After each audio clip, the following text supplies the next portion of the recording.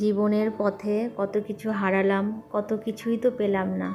সময় কেবল বয়ে চলল, আর আমি রয়ে গেলাম এক ঘোরের মধ্যে। বিশেষ কিছু নয়, নিতান্তই সাধারণ এই আমি, তবু আজ বুঝতে শিখেছি আমার প্রত্যেক দাগ, প্রত্যেক ভুল, প্রত্যেক অসম্পূর্ণতা, এই সবই তো আমাকে আমি বানিয়েছে।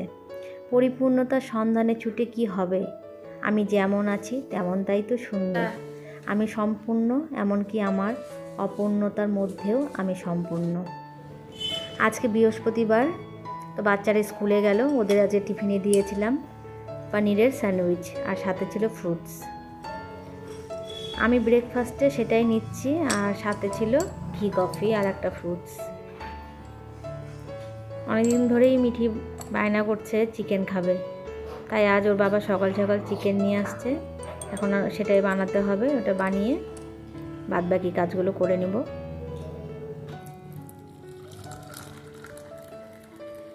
চিকেন বানাতে অনেকটাই লেট হয়ে গেছে।